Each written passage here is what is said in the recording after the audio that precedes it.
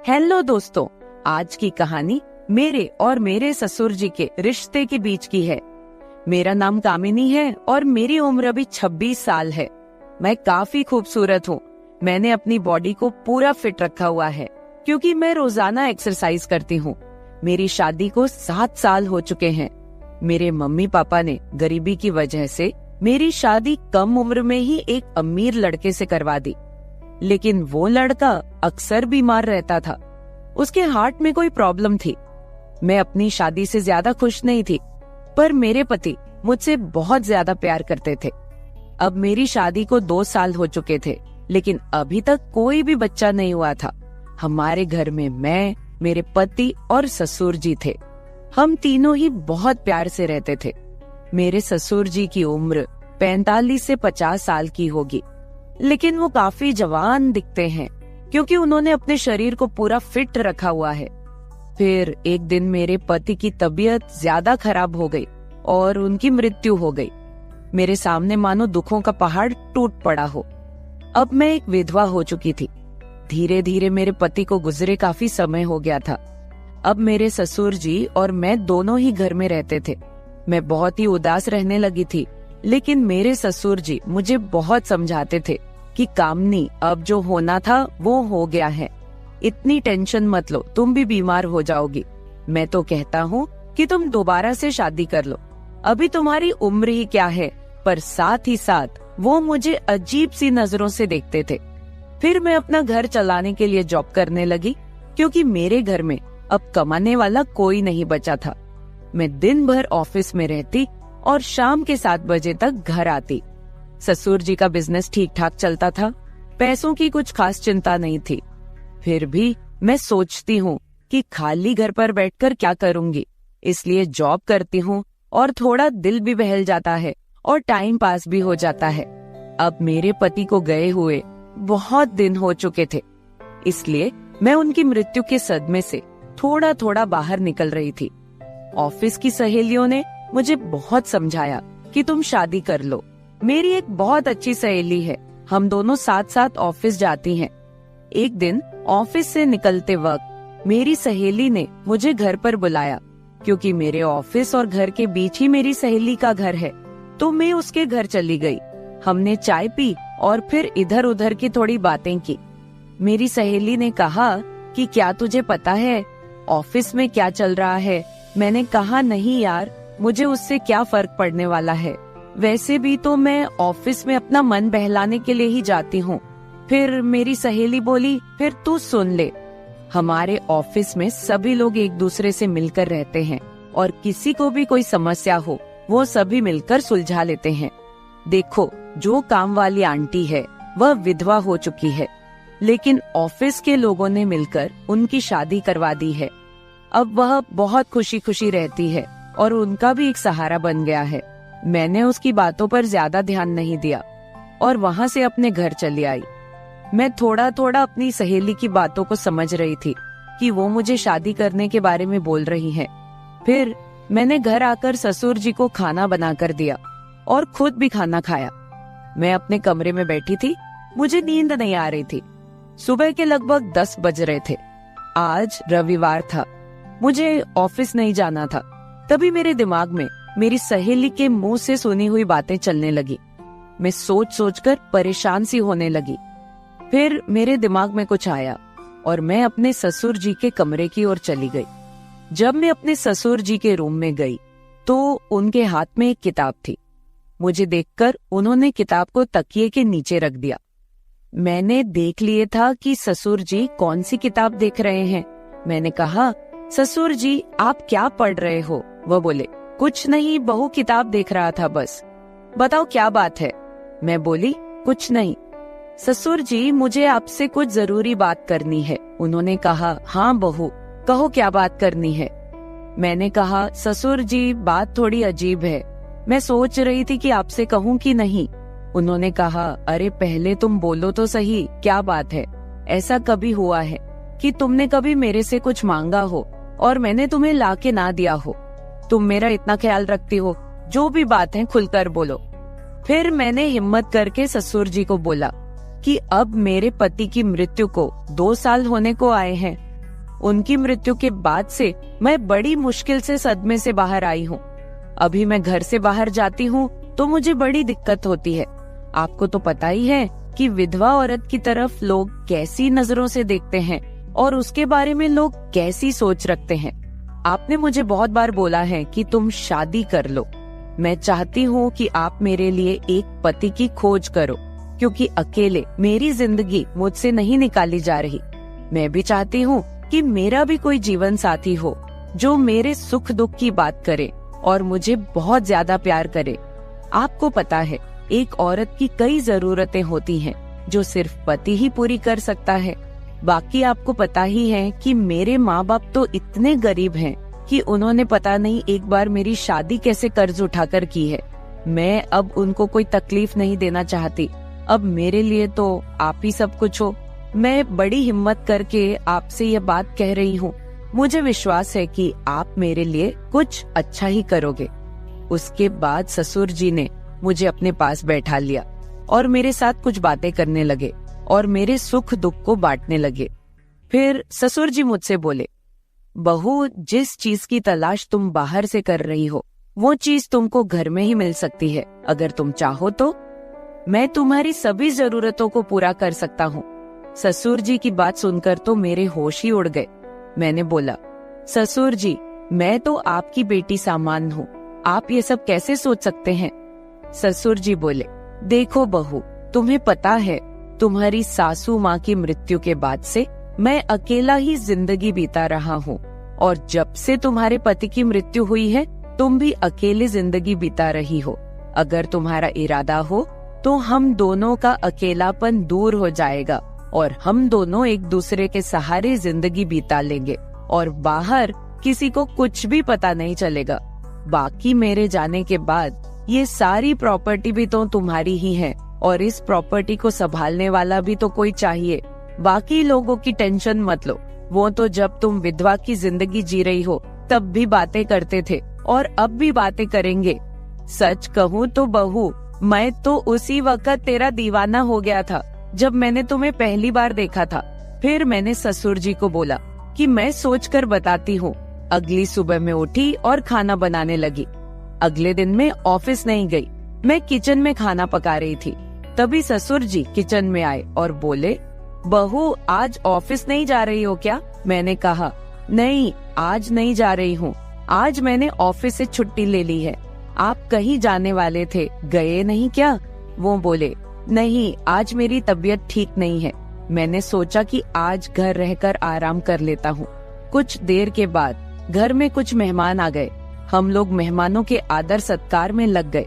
मैंने उनसे हालचाल पूछा और उन लोगों से ढेर सारी बातें की। मेहमान के रूप में मेरे चाचा और चाची जी आए हुए थे। जब मैं मेहमानों से बातें कर रही थी तभी ससुर जी बाहर घूमने चले गए। उनकी आदत है कि जब वह घर पर रहते हैं तो वह खेतों की तरफ घूमने चले जाते हैं। फिर थोड़ी देर के बाद मेरे चाचा चाची भी खाना खाकर चले गए। दोपहर के 1 बजे का समय हो चुका था। मेरे दिमाग में ससुर जी की बातें घूम रही थी। मैं सोच रही थी कि इस अकेलेपन के साथ मैं सारी जिंदगी कैसे बिताऊंगी। मैं ससुर जी के साथ रहूंगी तो हो सकता है कि हमारा कोई बच्चा भी हो जाए।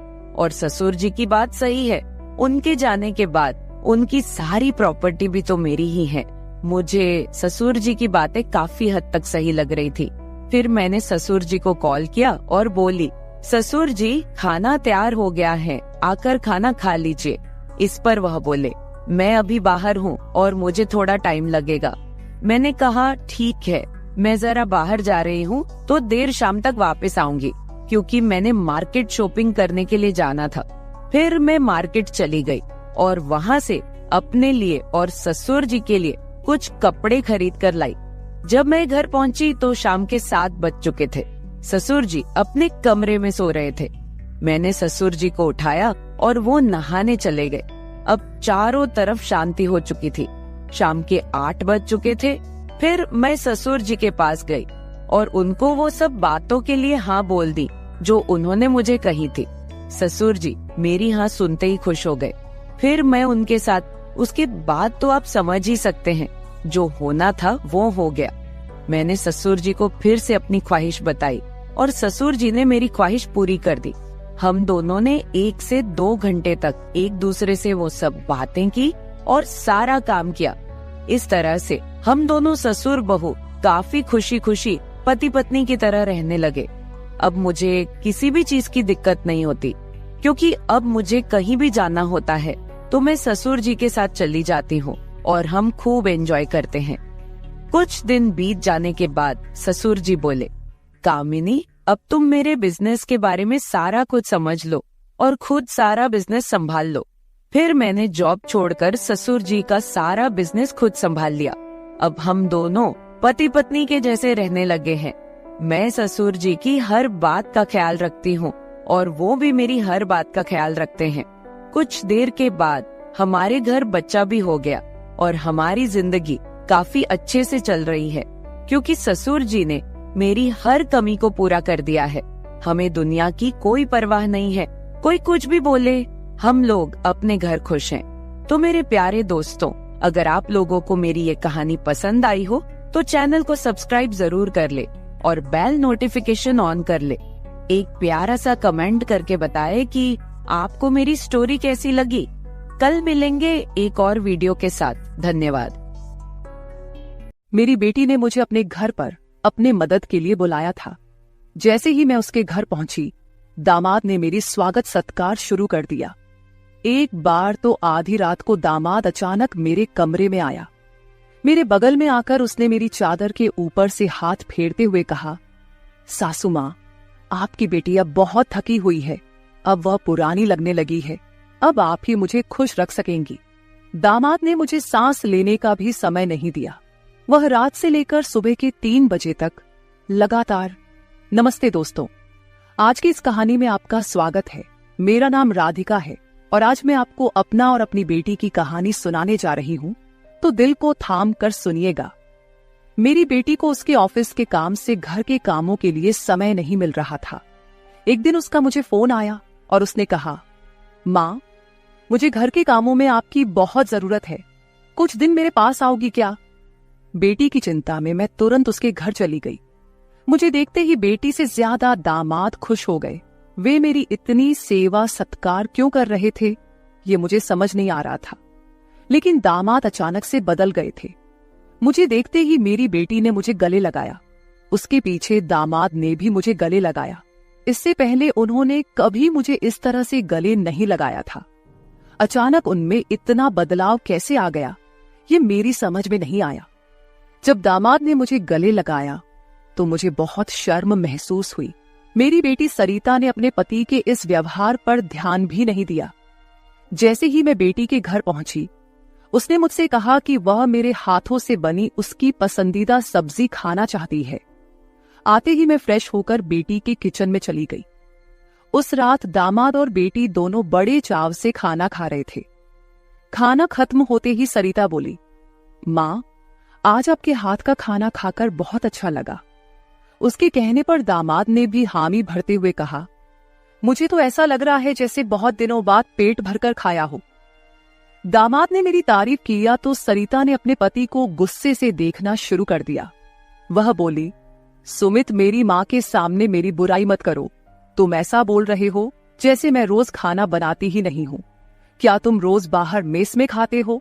उन दोनों के बीच तू मैं शुरू हो गई। तब मैंने दोनों को शांत करते हुए कहा, सरिता, छोटी छोटी बातों को बड़ा मत बनाओ। दामाद तो बस मजाक में तुम्हारे सामने मेरी तारीफ कर रहे होंगे। वैसे भी रोज तो मैं यहाँ नहीं रहती, तुम ही अपने पति का ख्याल रखती हो।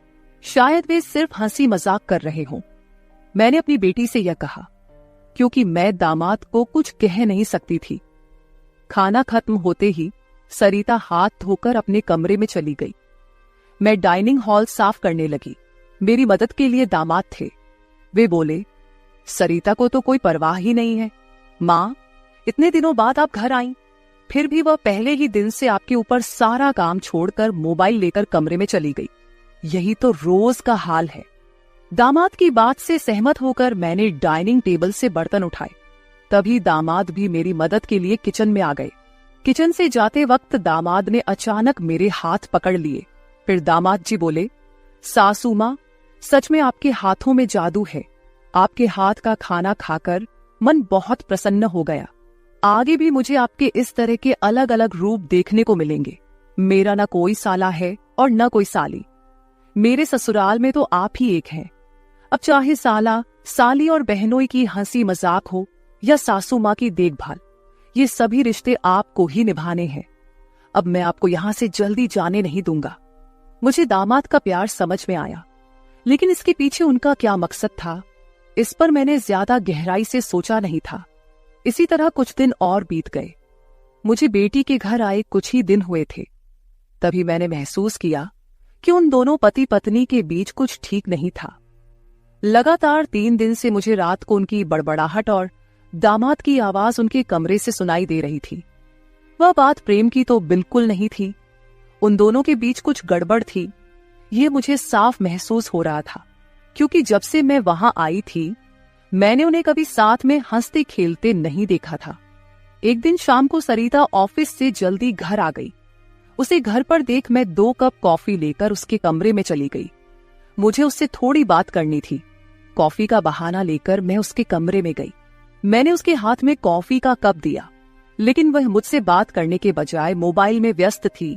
तब मैंने उसका मोबाइल खींचते हुए बोली, सरिता, क्या मुझे यहाँ बुलाने का मकसद यही है कि मैं तुझे मोबाइल खेलते हुए देखूं? मैं आई हूं और तू मुझसे 2 मिनट भी बैठकर बात नहीं कर रही। अरे 2 शब्द मां से तो बोल, और अगर तुझे बात नहीं करनी तो मुझे तुझसे बात करनी है। जैसे ही मैंने उसका मोबाइल छीन लिया, उसका ध्यान मेरी ओर हो गया। वह बोली, बोलो मां, तुम्हें मुझसे क्या इतना जरूरी बात करनी है? तब मैंने उससे कहा, सरिता, तू खुद को इतनी कूल दिखाती है, क्या सच में तू वैसी ही है? क्या सच में तुम्हारे घर का माहौल इतना कूल है? मेरी बातों पर सरिता के चेहरे पर एक सवालिया निशान उभर आया। वह बोली, मां, तुम क्या बोल रही हो? मुझे तो कुछ समझ में नहीं आ रहा।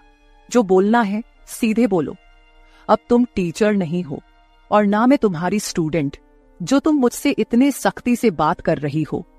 सरिता के कंधे पर हाथ रखकर मैंने उससे कहा, अरे पिछले 3 दिनों से रात को मुझे तुम्हारे कमरे से तुम दोनों की बड़बड़ाहट सुनाई दे रही है। क्या तुम दोनों के बीच सब कुछ ठीक है? अभी तुम्हें बच्चा भी होना है। अभी से ही तुम्हारे बीच अनबन शुरू हो गई है। अभी तो तुम्हें साथ में पूरा जीवन बिताना है। ये सही तरीका नहीं है। मेरी बातों का जवाब देते हुए सरिता बोली, मां, मुझसे कहने के बजाय समीर से कहो, क्योंकि हमेशा वही झगड़ा शुरू करता है। उस दिन भी देखा ना, कैसे वह खाने की टेबल पर मुझे कुछ भी बोल रहा था। फिर वह बोली, मां, अब तुम ही बताओ, मैं ऑफिस में भी थक जाती हूँ। ऊपर से घंटों ट्रैफिक में फंसकर घर आना पड़ता है। अब 3 दिन से तुम घर आई हो तो मुझे थोड़ी राहत मिली है, नहीं तो रोटियां बेलते वक्त भी मेरी आंख लग जाती थी। अब इतनी थकान के बाद भी मैं समीर को कैसे समय दूं? समीर तो कुछ समझने को तैयार ही नहीं है। और वैसे भी तुम्हें यहां बुलाने का आइडिया उसी का था। वह कह रहा था कि सासू मां के आने से तुम्हें भी थोड़ा आराम मिलेगा। तुम यहां आई हो तो उसकी खाने की शिकायतें भी थोड़ी कम हो गई हैं।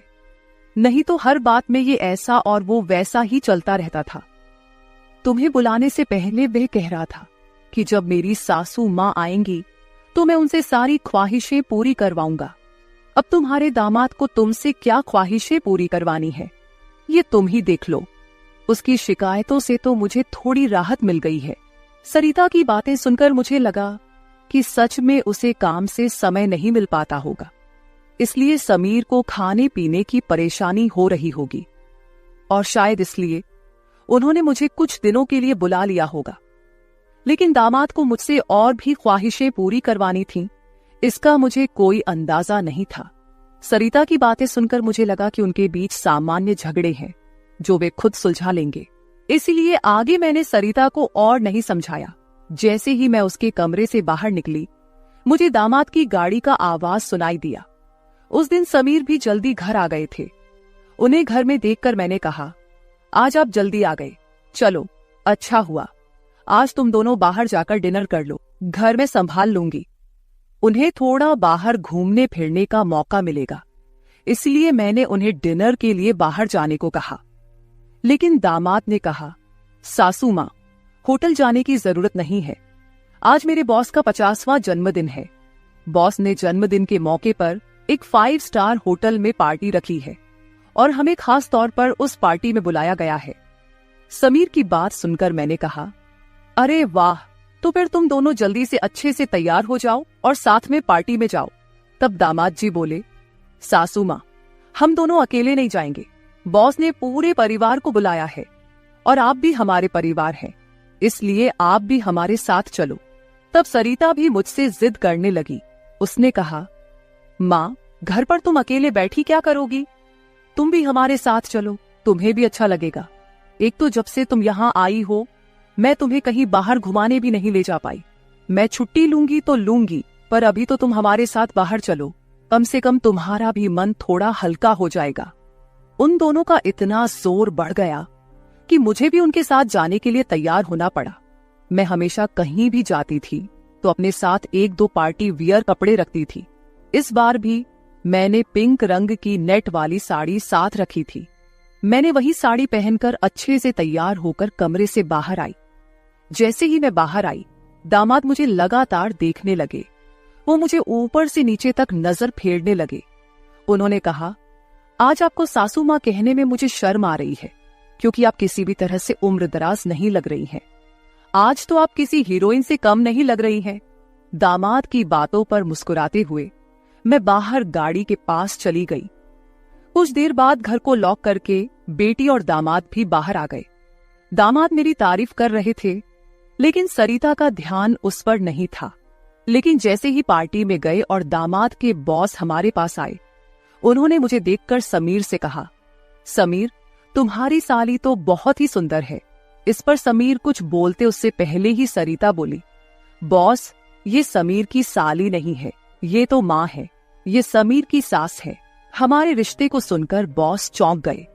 उन्होंने कहा, आपकी खूबसूरती और जवानी को देखकर ऐसा बिल्कुल नहीं लगा कि आप सासू माँ हो सकती हैं। बॉस ने अपनी गलती स्वीकारते हुए मुझसे माफी मांगी और वहां से चले गए। बॉस के जाते ही दामाद मेरी तारीफ करने लगे। उन्होंने कहा, सच में सासू माँ, आज तो आप सरिता से भी ज्यादा खूबसूरत लग रही हैं। सच में पत्नी तो ऐसी होनी चाहिए। ऐसा कहकर दामाद ने मेरे हाथ पर ताली मारी और हंसने लगे। लेकिन उनकी इस मजाक पर सरिता गुस्से से मेरी ओर देखने लगी। अब मुझे धीरे धीरे दामाद की नजरों का एहसास होने लगा था। कुछ देर बाद हम घर जाने के लिए निकल पड़े।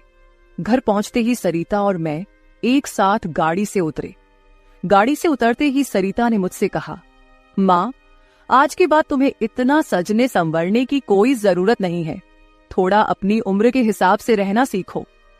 गुस्से में तीखे शब्द बोलते हुए सरिता पैर पटकती हुई घर के अंदर चली गई। मुझे उसका गुस्सा कुछ समझ नहीं आया। असल में मुझे तो किसी भी बात पर गुस्सा आने का सवाल ही नहीं था। फिर भी सरिता मुझसे नाराज होकर पैर पटकते हुए घर के अंदर चली गई थी। नादान लड़की सोचकर मैंने उसकी बातों को नजरअंदाज किया और घर में जाकर अपने कमरे में चली गई। कुछ देर बाद फ्रेश होकर मैंने रात में सोने के लिए नाइट गाउन पहन लिया। रोज की तरह सोने से पहले मैंने अपने हाथ पैरों पर बॉडी लोशन लगाया। तभी अचानक दरवाजे पर दस्तक हुई। दरवाजे पर दामाद थे। हमारी नजरें मिलते ही दामाद ने कहा, सासू माँ, अंदर आ सकता हूं।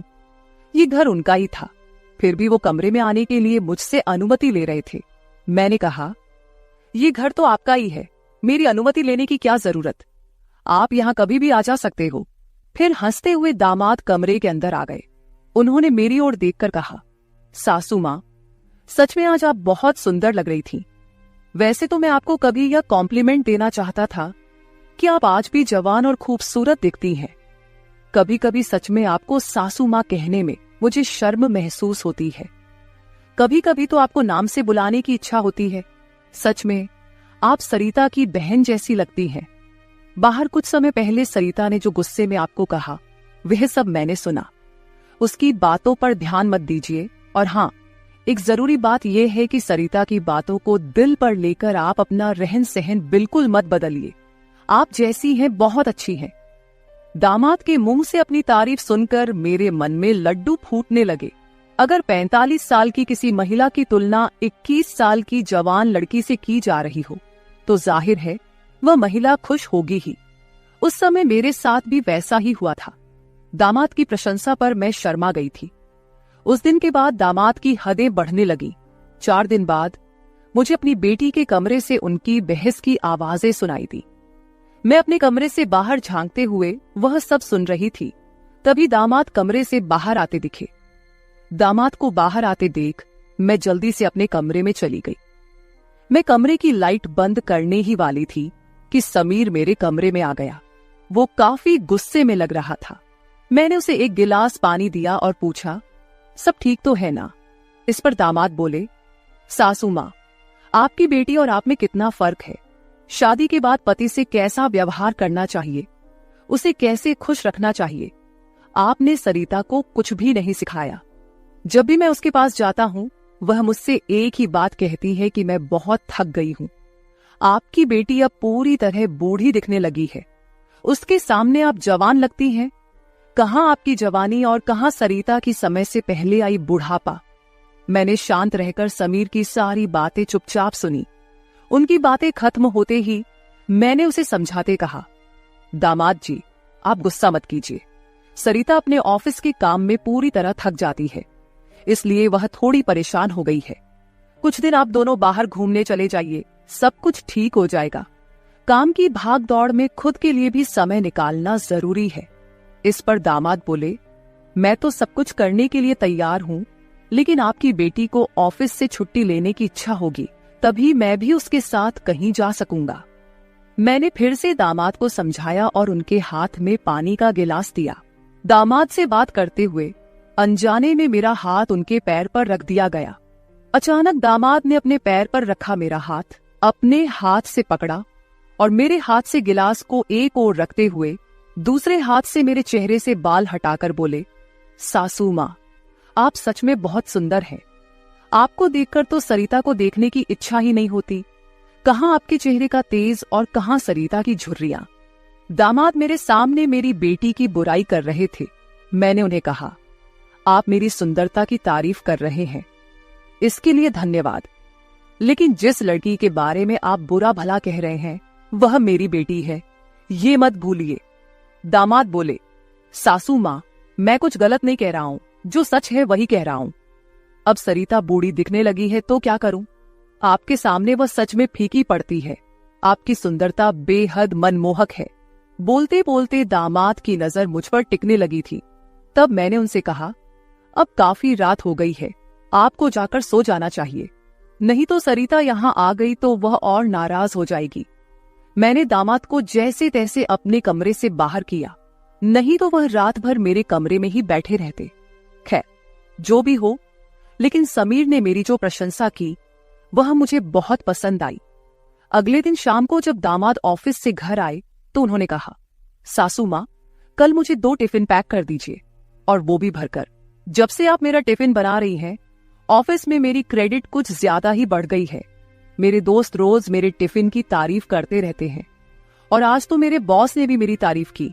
सबको लगा कि मेरी पत्नी ने इतना अच्छा खाना बनाया है, लेकिन मैंने सबका भ्रम दूर कर दिया और उन्हें बताया कि यह जादू मेरी पत्नी के हाथों में नहीं, बल्कि मेरी सासू माँ के हाथों में है। कल मेरे बॉस ने आपसे टिफिन मांगा है, और हाँ, टिफिन के साथ आप भी अच्छे से तैयार रहिएगा, क्योंकि बॉस ने आपको भी मिलने के लिए बुलाया है। मेरे दोस्तों को भी आपसे मिलने की इच्छा है।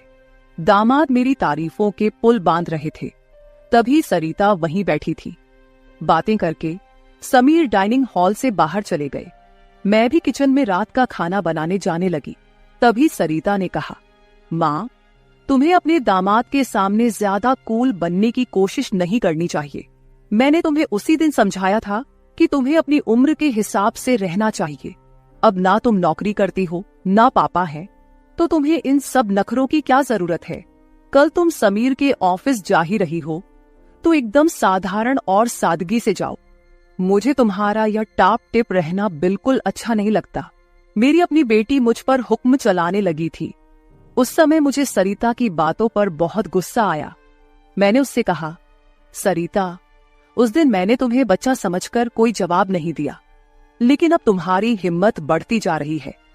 याद रखना, मैं तुम्हारी मां हूं, ये मत भूलना। मुझसे बात करते समय अपनी जुबान का ख्याल रखो।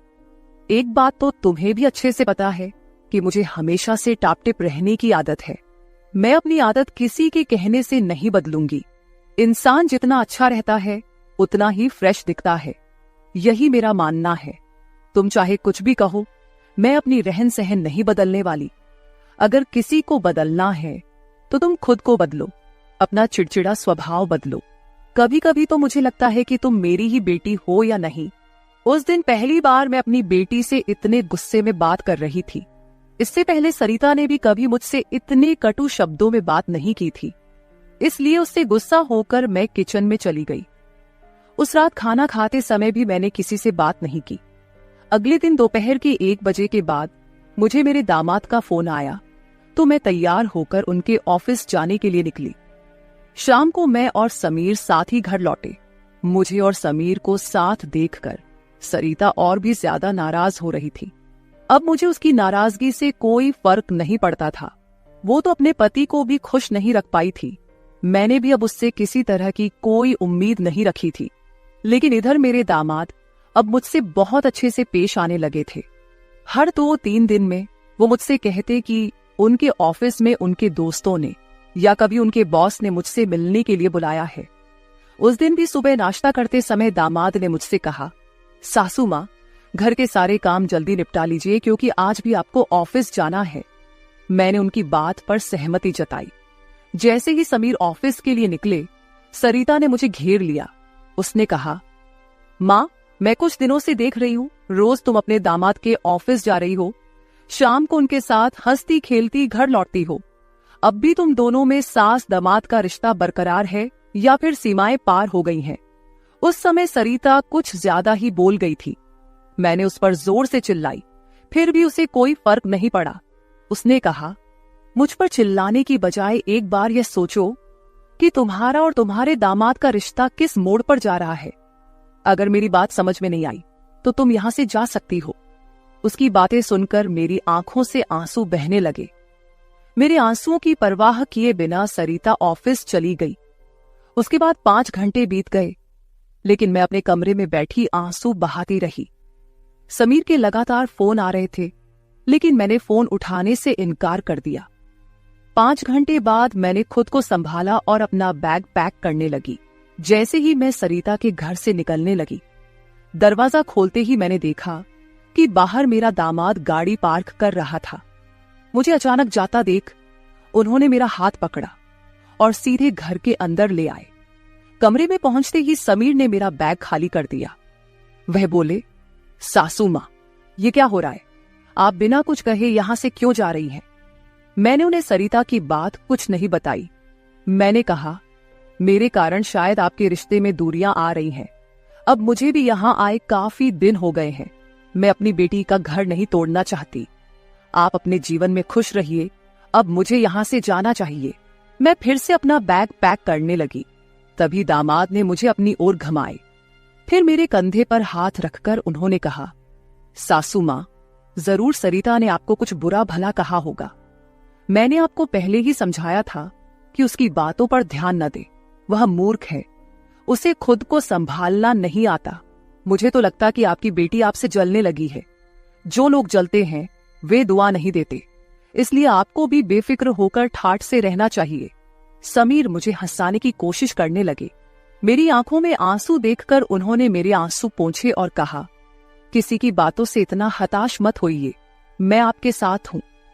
उनके बोलने में एक अलग ही प्यार था। उस दिन के बाद से रोज रात को जब सरिता सो जाती, समीर मेरे कमरे में आने लगे। अब उनका मेरे कमरे में आना मुझे खटकता भी नहीं था, क्योंकि हमारा रिश्ता एक अलग ही मोड़ पर जाने लगा था।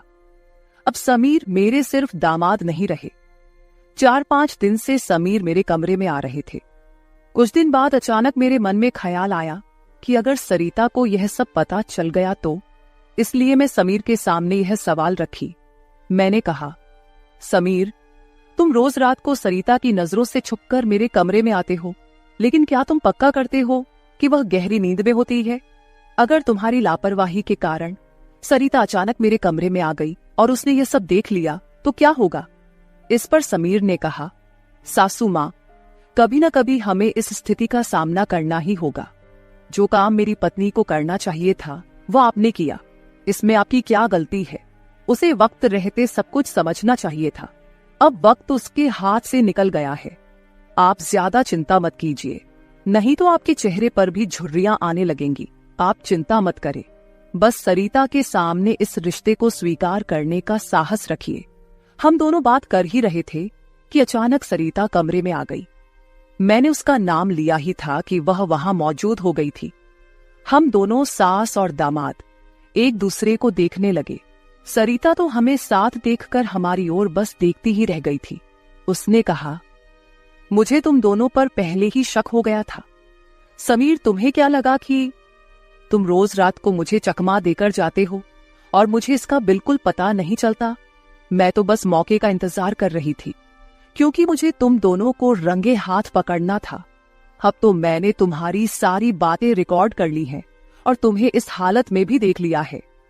सरिता बोल ही रही थी कि तभी समीर का फोन बजा। उसने मेरा हाथ छोड़ दिया और कमरे से बाहर चला गया। थोड़ी देर पहले जब वह मुझे समझा रहा था तो उसने मेरा हाथ पकड़ रखा था। कुछ ही मिनटों बाद वह एक शख्स को लेकर कमरे में वापस आया। वह तीसरा शख्स और कोई नहीं बल्कि समीर का बॉस था। उसे आधी रात को घर में देखकर सरिता चौंक गई। उसने बॉस की ओर देखकर कहा, आप इस समय यहां कैसे? बॉस आश्चर्यचकित होकर सरिता को देख रहे थे। तब सरिता बोली, आप यहां क्यों आए हैं ये तो मुझे नहीं पता, पर मुझे अब एक गवाह मिल गया है। वह बॉस के सामने मेरे और मेरे दामाद के रिश्ते के बारे में बकवास करने लगी। तभी समीर के बॉस यानी रघुवीर जी सरिता की ओर देखकर बोले, सरिता, तुम यह क्या बकवास कर रही हो? तुम्हें पता है तुम अपनी माँ और अपने पति के बारे में क्या कह रही हो? अब तो सरिता और भी ज्यादा बकवास करने लगी। तभी समीर उस पर चिल्लाया। उसने कहा, मैं अभी तक सब सुन रहा था। मुझे पता था कि तुम समझदार नहीं हो, इसलिए मैंने तुम्हें कुछ नहीं बताया, लेकिन अब तुम बॉस के सामने कुछ भी बकवास करने लगी हो।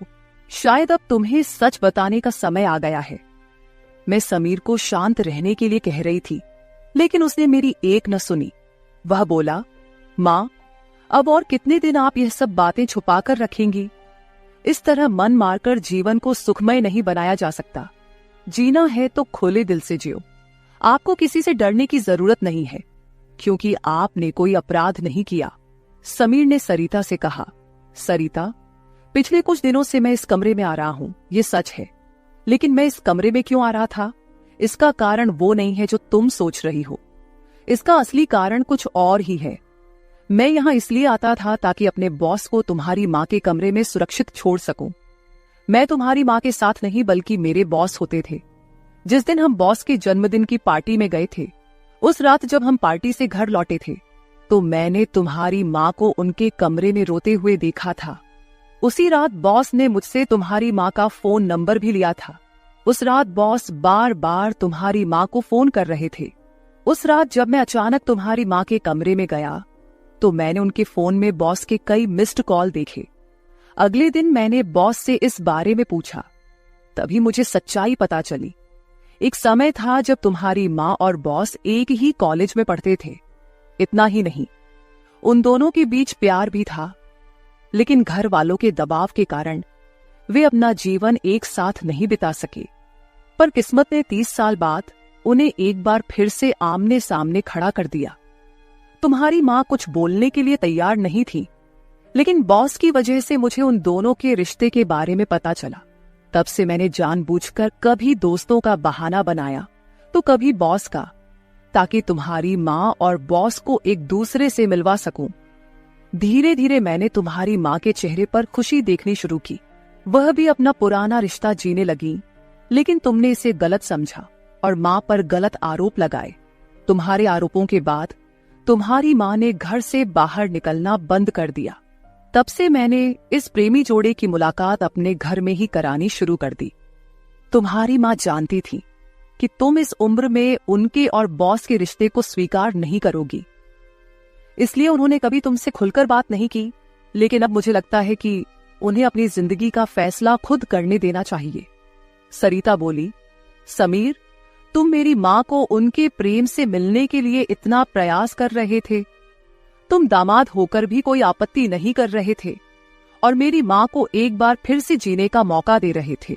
मैं आगे बढ़ी और सरिता से आंसू भरी आंखों के साथ बोली, मुझे माफ कर दे बेटी, मुझे इस उम्र में यह सब नहीं करना चाहिए था, मुझे रघुवीर से फिर से नहीं मिलना चाहिए था। लेकिन तू चिंता मत कर, सुबह होते ही मैं यहां से चली जाऊंगी। मैं रघुवीर से कभी नहीं मिलूंगी। इस उम्र में मुझे यह बातें तुम्हारे मुंह से सुनने से पहले ही मैं यहां से चली जाती हूं। मेरी आंखों में आंसू देखकर सरिता बोली, मां, मुझे माफ कर दो, मैंने तुम्हें समझा ही नहीं, ना मैंने कभी तुम्हारे अकेलेपन को महसूस किया। अब वो समय तो बीत गया, पर अगर तुम मेरे लिए जी सकती हो तो फिर मैं तुम्हारी खुशी में क्यों नहीं शामिल हो सकती। तुम्हारे समय में दादा ने तुम्हारी शादी नहीं होने दी होगी, लेकिन अब मैं उनके नक्शे कदम पर नहीं चलूंगी। मैं तुम्हें और बॉस को आपके आगे के जीवन के लिए ढेर सारी शुभकामनाएं देती हूं। बॉस मुझे मेरे पिता के रूप में स्वीकार है। बेटी की सहमति सुनकर मेरी आंखों में आंसू भर आए। रघुवीर भी मेरी तरह ही अपने जीवन में अकेले थे। अगले 3 दिनों के भीतर मेरी और रघुवीर की रजिस्टर्ड मैरिज मेरी बेटी और दामाद की मौजूदगी में हो गई। शायद ये पहली बार हुआ होगा कि एक बेटी ने अपनी मां की विदाई की थी। मेरी विदाई के समय मैंने सरिता को एक सीख दी।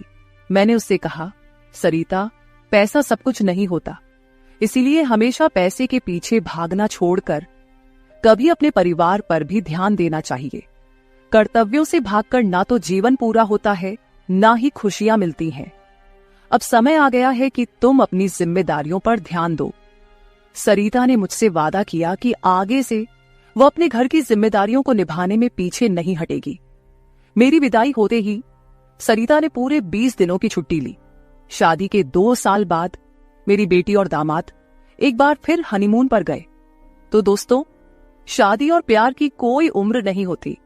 जहां दिल मिलते हैं वहीं रिश्ते भी अपने आप बन जाते हैं। बस जरूरत होती है एक दूसरे को समझने की। तो मेरे प्यारे दोस्तों, यह थी हमारी आज की छोटी सी कहानी। आपको ये कहानी कैसी लगी कमेंट करके जरूर बताएं। अगर आप ऐसी ही और भी इंटरेस्टिंग और रोमांटिक कहानियां सुनना चाहते हो तो चैनल को सब्सक्राइब जरूर कर ले और बेल आइकॉन ऑन कर ले, ताकि आपको मेरी आने वाली नई वीडियो की सूचना तुरंत मिल सके। कल मिलेंगे एक और नई कहानी के साथ। धन्यवाद।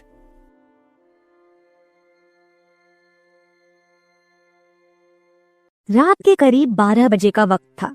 गर्मियों की रातें थीं और मैं अपने कमरे में सो रही थी। अचानक मेरे कमरे के दरवाजे पर दस्तक हुई। पहले तो मैं थोड़ा डर गई, लेकिन फिर सोचा शायद मेरा भाई ही होगा, क्योंकि घर में मेरे और भाई के अलावा कोई और नहीं था। मैंने उठकर दरवाजे की ओर कदम बढ़ाए। दरवाजा खोलते ही मैंने बाहर झांका, लेकिन वहां कोई नहीं था। मैंने सोचा शायद ये मेरा वहम होगा। मैं वापस बिस्तर पर लेटने लगी। अचानक दरवाजे पर फिर से पहले से भी ज्यादा जोर की दस्तक हुई। मैंने कांपती हुई आवाज में पूछा, कौन है? लेकिन कोई जवाब नहीं आया। डरते हुए मैंने दोबारा दरवाजा खोला और वहां मेरा भाई खड़ा था। उसने मुझसे कहा, क्या हुआ दीदी, इतनी घबराई हुई क्यों लग रही हो?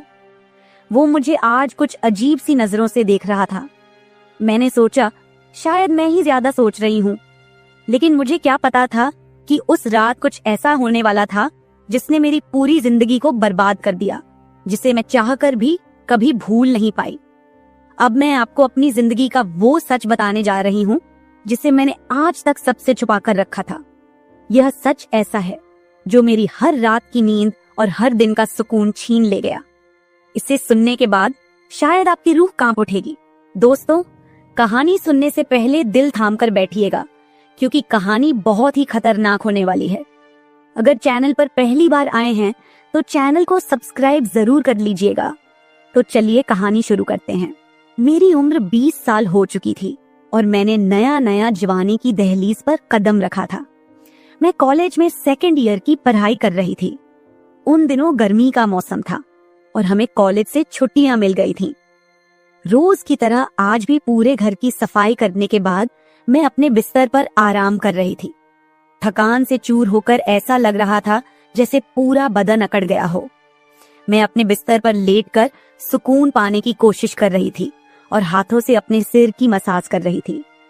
अचानक मेरा भाई राहुल मेरे कमरे में आया और दरवाजा बंद करके कहने लगा, क्या हुआ दीदी, तबीयत तो ठीक है? मैंने कहा, क्या भाई, मम्मी सारा काम मेरे सर पर डालकर चली जाती हैं। कॉलेज की छुट्टियां क्या हुई, सारे घर की जिम्मेदारी मुझ पर आ गई है। ऊपर से काम वाली बाई भी छुट्टी पर है। मुझसे नहीं होते ये घर के काम। मेरी बात सुनकर वह मेरे पास आकर बैठ गया और कहने लगा, मेरी प्यारी बहन, कोई बात नहीं, मैं अभी तुम्हारे लिए दूध लेकर आता हूँ, उसे पियोगी तो सुकून मिल जाएगा।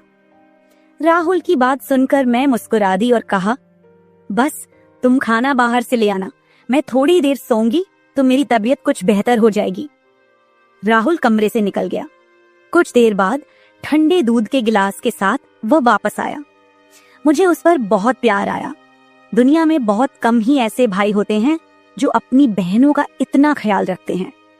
मैं उसे ढेर सारा आशीर्वाद देने लगी और उसका लाया हुआ दूध पीने लगी। दूध पीने के बाद मैं अपने बिस्तर पर लेट गई। राहुल कहने लगा, चलो दीदी, मैं तुम्हारा सिर दबा देता हूँ, तुम सो जाओ। वह मेरे पास बैठ गया और अपने हाथों से मेरा सिर दबाने लगा। उसके हाथों से मुझे सुकून मिलने लगा और मेरे सर का दर्द भी कम हो गया था। मैं आंखें मूंद कर लेट गई और कुछ ही देर में मैं गहरी नींद सो गई। मुझे कोई भी होश नहीं था कि मैं कितने घंटे तक सोती रही। जब मेरी आंख खुली तो मैंने घड़ी पर टाइम देखा। रात के 9 बज चुके थे। शायद थकावट की वजह से मुझे वक्त का एहसास ही न हुआ। मम्मी और पापा भी ऑफिस से वापस आ चुके थे। मुझे कुछ भी समझ नहीं आ रहा था और मेरा पूरा शरीर दर्द कर रहा था। मैं बिस्तर से उठकर बाथरूम जाने लगी। तभी मुझे चक्कर आ गए। मुझे ऐसा लग रहा था जैसे सब कुछ घूम रहा हो और अगर दीवार का सहारा नहीं लिया होता तो शायद गिर जाती। खुद को संभालते हुए मैं फ्रेश होकर बाहर आई। देखा कि सभी खाने के टेबल पर बैठे हुए थे और मेरे आने का इंतजार कर रहे थे। मैं जाकर आराम के साथ कुर्सी पर बैठ गई। मेरी हालत काफी खराब हो चुकी थी और थकावट से मेरा पूरा बदन दर्द कर रहा था। राहुल ने देखा कि मैं थकी हुई हूँ तो तुरंत मम्मी से कहने लगा, मम्मी देखिए, अंजलि दीदी पर काम का बोझ थोड़ा कम डाला करे। अरे, अगर काम वाली नहीं आ रही तो उसकी जगह किसी और को रख ले। यह बेचारी सारा दिन काम करके थक जाती है। देखें तो इसकी रंगत भी पीली पड़ चुकी है। वाकई में मेरी हालत दिन ब दिन खराब होती जा रही थी। मम्मी और पापा दोनों ही काम करते थे क्योंकि सिर्फ पापा की जॉब से घर का खर्चा चलना मुश्किल था। साथ ही हमारी पढ़ाई का खर्च भी काफी था, इसलिए मम्मी भी उसी कंपनी में काम करती थी जहां पापा। हम दोनों भाई बहन कॉलेज जाते थे, लेकिन गर्मी के मौसम में छुट्टियां होने की वजह से घर पर ही थे। मैंने एक बात नोटिस की थी कि पिछले कुछ हफ्तों से राहुल मेरे कुछ ज्यादा ही करीब होने लगा था। जब से मुझे कॉलेज से छुट्टियां मिली थीं, तब से वह मेरा कुछ ज्यादा ही ख्याल रखने लगा था। अगर मैं घर का कोई काम करती तो वह आकर मदद करने लगता। कभी कभी काम करते वक्त मुझे थकावट महसूस होती तो वह मुझे आराम से बिठाकर मेरा सिर दबा देता। जब मैं उसे मना करती तो वह हंसते हुए कहता, नहीं दीदी, तुम बहुत काम करती हो, अब मेरा हक बनता है कि तुम्हें सुकून दो।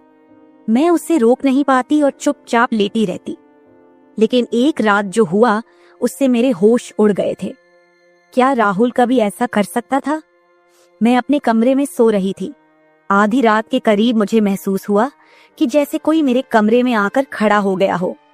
धीरे धीरे वह बिस्तर के पास आ रहा हो और मैं सोते हुए भी महसूस कर सकती थी कि कुछ अजीब हो रहा है। मुझे तुरंत झटका सा लगा और मैंने आंखें खोल दी। कमरा पूरी तरह से अंधेरे में डूबा हुआ था और जब मैंने उठकर देखा तो अंदर कोई नहीं था। बस कमरे का दरवाजा थोड़ा सा खुला हुआ था और मुझे याद था कि मैं हमेशा सोने से पहले दरवाजा बंद करके सोती थी। तो फिर वह कैसे खुला था? मैं चुपचाप उठकर दरवाजे को लॉक करने लगी।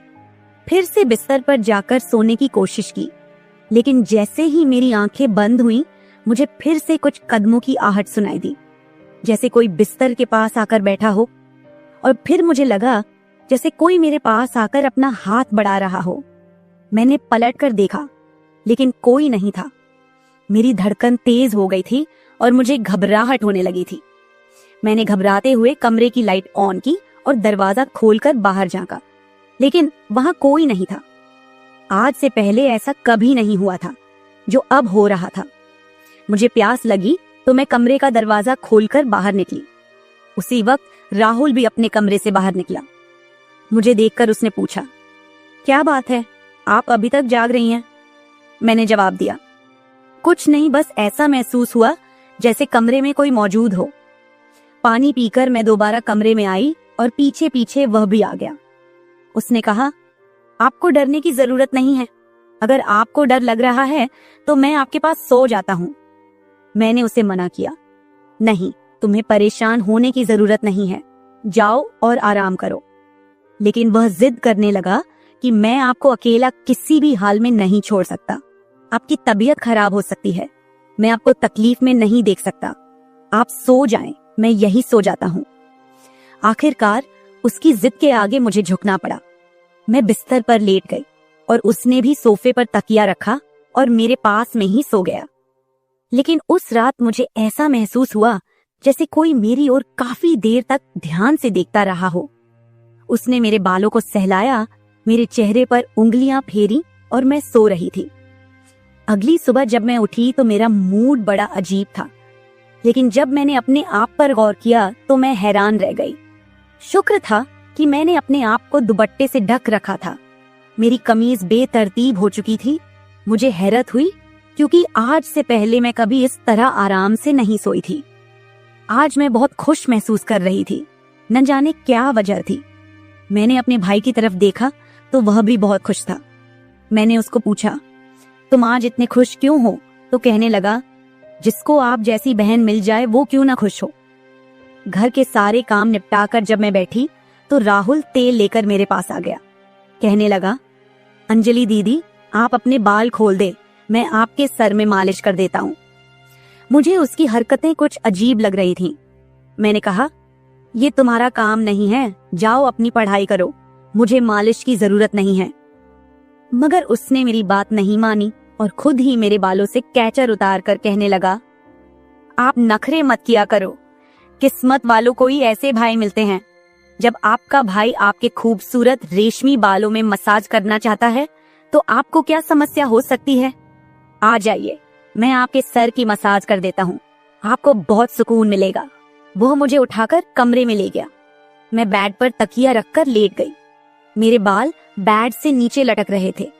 वह मेरे सरहाने बैठकर मेरे बालों की मसाज करने लगा। राहुल मुझसे 3 साल छोटा था, मगर मुझे नाम से बुलाता था।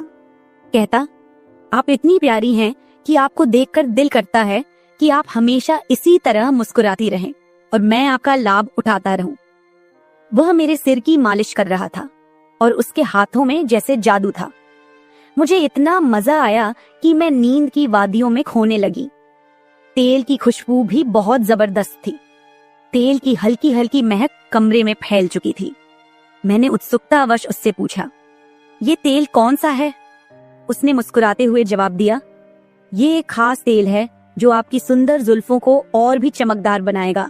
आपके बालों की खास देखभाल के लिए ही लाया हूँ। उसकी बातें मुझे बहुत अजीब सी लग रही थी। मैं समझ नहीं पाती थी कि वह किस तरीके से बात कर रहा है। मालिश के दौरान कब मुझे नींद आ गई पता ही नहीं चला। कुछ समय बाद जब मेरी आंख खुली तो मेरे पूरे बदन में भारीपन महसूस हो रहा था। ऐसा लगा रहा था जैसे किसी ने मुझ पर बहुत ज्यादा वजन रख दिया हो। मेरी टांगों और हाथों में अजीब सा दर्द था, मानो घंटों तक मैं किसी भारी बोझ के नीचे रही हूं। पूरे बदन में दर्द सरायत कर रहा था। मैं धीरे धीरे उठकर बैठी और चारों तरफ नजर दौड़ाई। मेरे कपड़े हल्के हल्के गीले हो गए थे और पंखा भी बंद था। कमरे में गर्मी का एहसास हो रहा था। मैंने चक्कर खाती हालत में बेड से नीचे कदम रखा, मगर पैरों में जैसे जान नहीं थी। मैंने अपने भाई को देखा जो शांत और सामान्य नजर आ रहा था। लेकिन ये सब क्या हो रहा था? मुझे समझ नहीं आ रहा था कि आखिरकार ऐसा क्यों हो रहा है। बड़ी मुश्किल से खुद को घसीटते हुए मैं बाथरूम पहुंची और